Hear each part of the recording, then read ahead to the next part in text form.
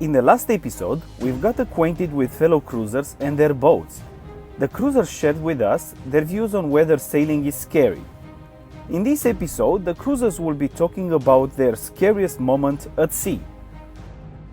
I think for me it was when I was on a sail training voyage back in 2011. I was the skipper on a 68-foot yacht with 23 crew. We were sailing back from the tall ships races from Sweden to the UK, and we were caught in a force 9 gale off of the Danish coast. It was very rough, and one of the crew members actually got thrown across the cabin down below and was knocked unconscious, and we thought he might have had very bad head injury, and we weren't really sure, and it was too rough to get him off. We were in the middle of the ocean, and there was a moment when I thought, well, this is actually bad, because we weren't sure if he was badly injured or not. He came to, and it was clear that he was okay, but there was a moment where it was very scary, because I thought this could be a big problem.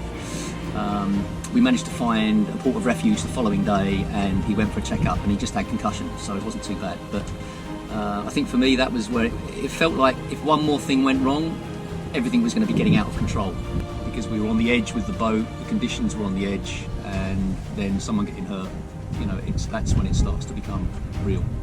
So that was my worst moment. You had no warning about the weather? We knew it was going to be bad. With hindsight, perhaps we shouldn't have gone. Thank you. Sally? I was on night watch by myself, and I saw this tiny light out at sea, and it was pitch black. There was some stars, but there's a tiny light. It didn't look quite right. There was nothing on the AIS, and this tiny light just seemed to get closer and closer, but it was so small I thought it couldn't possibly be a boat. And it got closer and closer, but it was still really tiny, and suddenly it almost seemed to come out of nowhere. We just missed hitting a yacht which had heaved to and stopped in the middle of the ocean. Obviously the people had gone to sleep or something, and just missed it as we went past. That was scary. Easter Island to Gambia, I think. It was very hard. We want to sail our boat at least 10 times. So. After that? During. After when we arrive, we see the nice place, so we love our boat. But when you sail, you cannot stop and say, okay, now it's a little bit danger, now it's bad weather, so I stop, I wait. You have to go.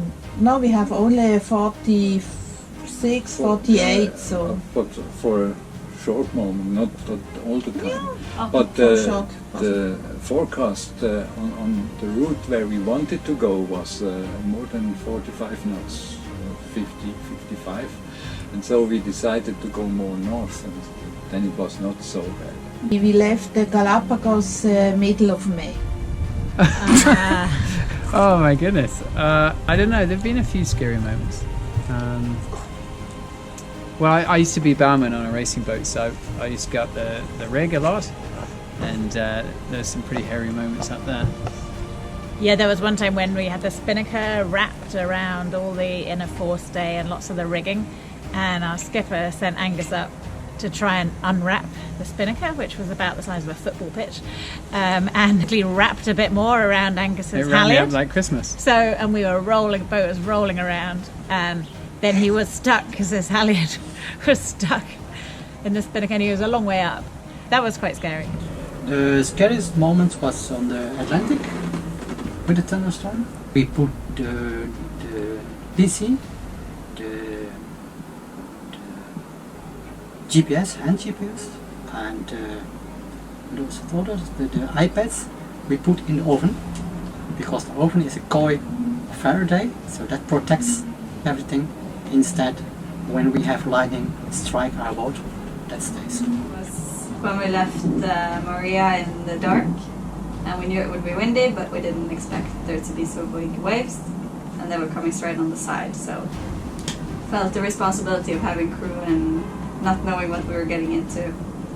So it was a bit scary just when we left and we got into it, but then you feel the boat, you see that it's working, and then it's okay. I would say it was closer to 5 meter waves, but we don't really know.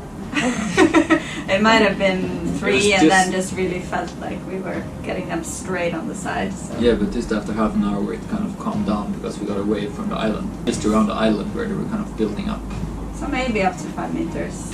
But it was the angle that was worst. And the wind was around 30 knots. So it wasn't a terrible storm. Yeah. It was unexpected. When there was no beer in the fridge. Oh, maybe this. But no, it was a joke. No, the scariest moment I don't have, because when there's the wind is sometimes is strong, but you can help yourself and you go down sailing. This is the safe thing what you can do. But otherwise, nothing. One time I had the fisherman in the front in the night. It was really dark, and there was the fisherman. I saw a light, a torch light, and I say, oh, there was nothing before maybe. And then I watch again, and it was close, maybe 10 meters away from the boat.